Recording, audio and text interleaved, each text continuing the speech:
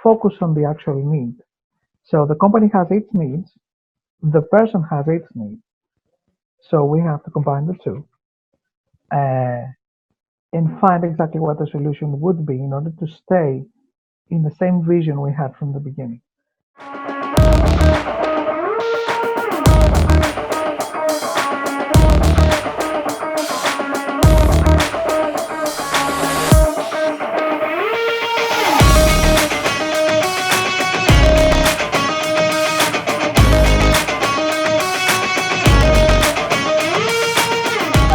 Given the current COVID-19 pandemic situation, you've already mentioned your focus on corporate conversion. Have you already noticed, or do you expect to see any significant change in the type of advice and attention your clients are looking for? Actually, yes, everything's changing. And everything's changing because it was an unexpected phenomenon. COVID-19 has been entering the lives of everybody, bringing non-awaited change in brand, corporate, and professional life cycle. We all know that changes are meant to happen, but we never know when and how they will take place. Both TP Consulting and BCE Consulting Group anticipate the coming changes with prior crisis management planning strategies and tools for their clients, which are offered upon a specific demand.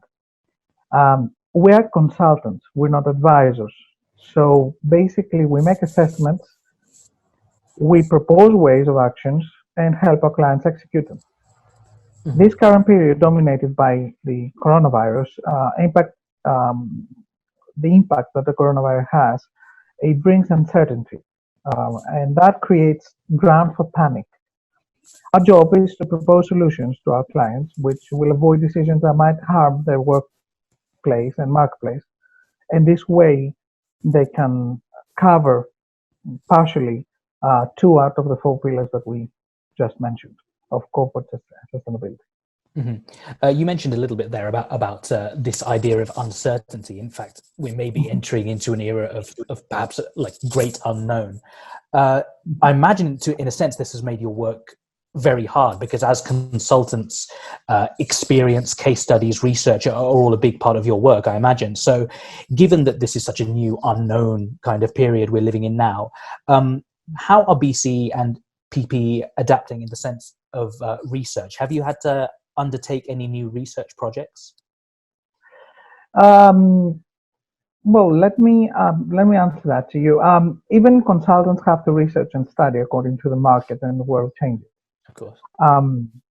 In the ancient Greece, Solon the Athenian was one of the 7 wise men in ancient Greece, and a great law creator and philosopher. He said the following phrase: "While I grow old, I learn more," meaning that one must not remain with what he already knows, but always learn by everything that comes along or any situation that might occur. So consultants are on a continuous search for solutions, and that requires continued research. The tasks required by a consultant are not easy, as they require time, intelligence, and experience at the same time. So all consultants were executives with a vast spectrum of experience gained, well, in our case, over 25 years of professional activities, covering most segments of modern industries. And the last 10 years, we have focused on digital transformation of management following the market's evolution. Now, COVID-19 comes to justify what for the last 10 years we've been doing and saying, guys, now it's time to act. And we adapt to the current situation, giving support to our clients' needs over special crisis management trainings, digital transformation, and online and offline time management. A quote that I have seen floating around quite a bit, often in consultancy circles, is the Winston Churchill phrase, "Never let a good crisis go to waste." Do you think this is the kind of attitude and philosophy businesses should adopt at the moment? Well, I personally think that Winston Churchill might have probably been an admirer of Solon. We need to look at things in a positive way in order to advance. Humanity has gone through world wars, civil wars, religious and industry wars. always having to face the impossible to win threat, right? And it has always survived. Leaders such as Winston Churchill managed to be milestones to the survival. Um, every drawback is an opportunity to be more prepared. Every challenge is a reason to have a vision. So no matter when or what or who, the attitude has to be bold and positive. A crisis which was not premeditated is a challenge, um, or better said, it's an opportunity to learn, to act, to preserve, and since we talk about business, to profit. Of course, that does not mean that it has to be on the expense of other businesses. On such a global crisis, the scope is to be rather in general terms than individual terms. Absolutely. I was going to ask you about that actually. Do you think that maybe a phrase like this, "never let a good crisis go to waste," may be misinterpreted in the current situation? It can be misunderstood. That's why I personally believe that people, a phrase like that, should take it and understand it and apply it in from both ways of the coin, well, both sides of the coin. Um, one of it is yes, it's a crisis. Maybe we can get out of an uncertain economical situation, taking advantage of the crisis. On the other hand, it's a crisis which gives us the opportunity to learn to be able to live as a company, as a brand, um, within a society of companies and brands. And this is a real good opportunity to think about sustainability here. It's a good opportunity to think about the part that is called marketplace in sustainability. How would a company be sustainable? And how good could have a social responsibility towards the market? Yes, let's make business. Let's say, for example, here in Colombia, um, there are a lot of companies that are dedicated into um, creating fabrics and in the fashion industry, creating clothes, manufacturing clothes. All of these companies, they were in crisis before the COVID-19, and now all of them, because they do have the infrastructure, they're making masks, and we have all kinds of masks. So basically, the crisis helped their business. Now the thing is, this should not let any company um, be the reason why other companies should suffer because of this crisis, or why people should suffer in an economical environment. When we talk on a present or future crisis management, the first thing the company has to take care of is its people from the inside, and then take it to the outside, taking care of the market in order to be able to have a sustainable environment. At the same time, the environment, trying try to help the environment, with low emissions and everything. So it's very important not to misinterpret what Winston Churchill said. What he said was not, let's not be greedy, but let's learn and let's make a negative thing a positive challenge for us to evolve and to be more efficient. Absolutely. And you did mention their sustainability, which is something I'd like to talk to you about, because one of the few positives that has come out of this current situation is a dramatic decline in global CO2 emissions. In the US, Yeah. they're expected to fall by as much as 11% this year. And of course, as you said, about people becoming more aware, given widespread remote working, there is a growing sense of awareness that this is an option for a lot of people, and it has a positive effect on the environment. Now, I know that PPE specifically incorporates sustainable strategy into their consultancy services. Could you talk to us more about that? Yes. PPE, well, both companies actually, but PPE is more specialized on that. We try to cultivate the concept of sustainability in the minds of the leaders of the companies that we actually give our services to. And having sustainability as a concept, it's not only helping the environment. As I said, there are four pillars. It's workplace, marketplace, it's the society, and of course, it's the environment. Uh, Low emissions is the number one thing because the actual company can do it internally. And it doesn't involve obedience by others because it's rules that the actual company um, makes and follows. Um, the current situation, the coronavirus situation, actually helps us to be able to be more environmentally friendly. Uh, we don't have to take our cars as fast and mm, as much as we did before. We don't have to travel to our offices every day. We have to stay at home. We do use more energy, but we would use it anyway in the companies.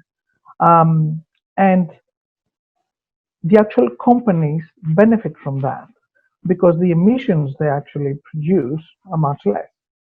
Now, the actual buildings people live in and the houses they live in, they do produce emissions too. So at the end of the day, we have to measure that very carefully to be able to see if we actually help the environment or not. But concept-wise, PPE always advises their clients uh, to use the digital means.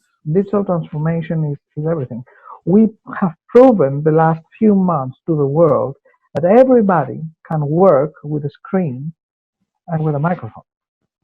They can meet with a screen, a camera, and a microphone too.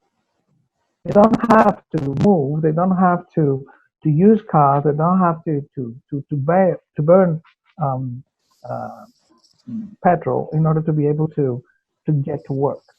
So this is a more sustainable way of living. Uh, Companies should encourage people to use these means. We see more people using bicycles, and because they are exposed in the fresh air outside, while within a car with somebody else, it's more dangerous because uh, they might get the virus.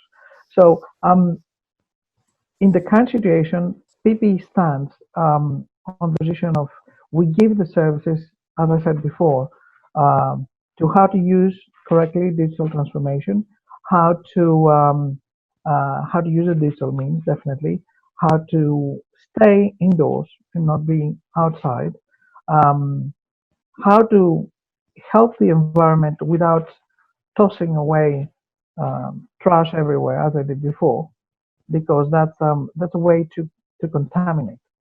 So if they contaminate, we feel contaminated too, and we needed a virus to let us know that we are the ones that we actually create the contamination around the world. Absolutely. So basically, what we do is we have special training programs that are applying. They're all digital, and we have webinars that we have created in order to be able to help um, groups of the executives of companies in order to be able to cultivate it in their organization. I wanted to move on to a piece that you've written for our blog of All Bytes, which I recommend to everyone, our viewers and readers.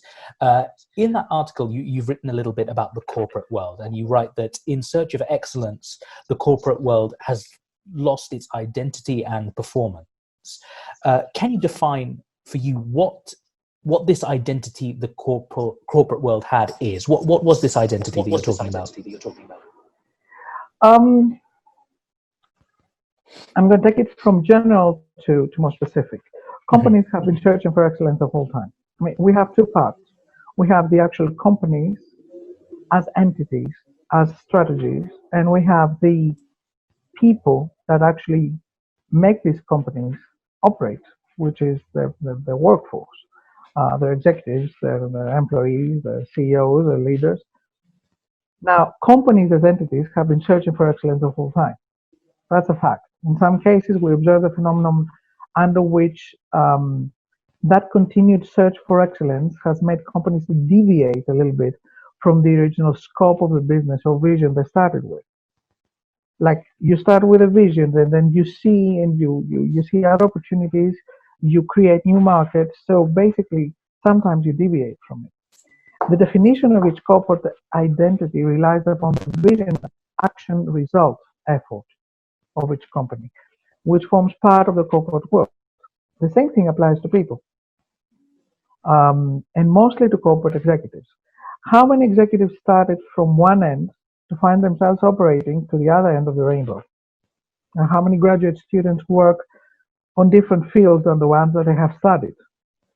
How many executives undertake under university degrees after having identified what they can really be efficient at? Companies invest in order to educate more their executives because they see that they're efficient in a thing that they don't have an academic background, right? So last but not least, how many executives remain at their position and never leave the comfort zone for not facing the challenge of or the opportunity to evolve? So on that article, what we actually say is that companies and leaders basically should, before judging people, they should focus on segmenting people according to efficiency, importance, and urgency um, of the way they work. Um, so if one combines the way the different attitudes characterize a corporate executive in the modern world, instead of finding a specific defined identity, he discovers that there is confusion led by ambition. And that's what I mean, that the corporate world has lost its identity. Would be that if the corporate world has lost this identity, then what does it need to do to get it back? Companies, there wouldn't be companies, there wouldn't be businesses if they didn't make any profit, right? But on the other hand, we have to focus on the actual need. So the company has its needs, the person has its needs. So we have to combine the two uh, and find exactly what the solution would be in order to stay in the same vision we had from the beginning. Because the confusing part is that visions create objectives, and the objectives are mainly general. They're never numerical. This is where BC Consulting Group comes in. This is what corporate conversion is based on. That people don't measure with numbers what they need to do in order to get numbers. They judge with numbers without actually using numbers to evaluate, because 70% of the evaluations in the corporate world right now, it's been done in a qualitative way. So it's not 100% numerically quantified. But at the end of the day, when the financial director of a company comes and says, we're in loss, guys, okay, we're losing money, and the commercial director comes and says, but I did reach my goals, I did sold all that I had to sell, this is where the confusion starts, and this is where the company, instead of staying focused on its main objective created by its vision, starts to calibrate things. Mm-hmm. So the point is, we have to focus on the need, and we have to measure the need in order to be able to evaluate it.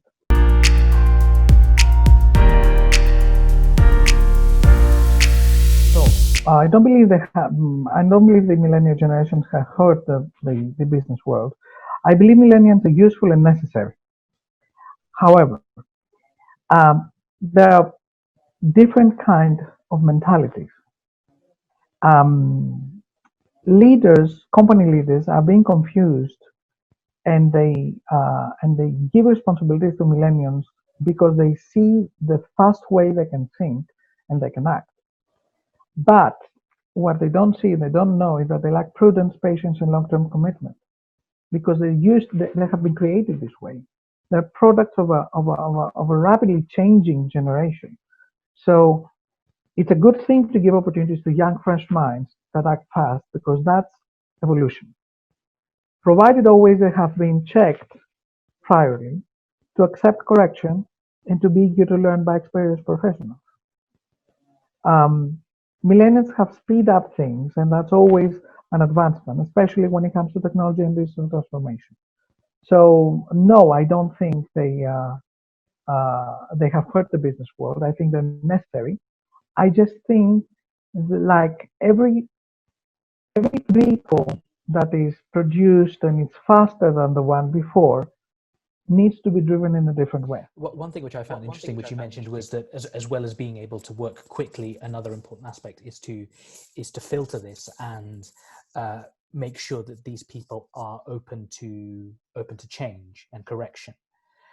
Do you believe that, if I can play devil's advocate a little bit, that the previous generation is more open to change and correction than the current one? The previous generation was more calibrated to accept change. In which terms? In the terms that the previous generation they could accept more the obedience factor. They were created and they were educated living under a specific rule of engagement in their lives and in their works. The newer generations are more freely created. They're more freely raised, which means that from the beginning, they're not that much ready to accept correction. So it was easier for the previous generation to be able to follow rules that they had been set by management. The new generation, the rules have to be set according to, if they're good at their job, we have to keep them. So we have to bend that rule in order to be able to stay in the company. Many companies do that, and that's a mistake. When you're part of a family, and that family has rules. Elder generations knew how to obey them. Newer generations, they don't know why they have to obey them. And that's where the company leaders have to focus on. Explain to the newer generations why they have to obey the rules and what they're going to benefit.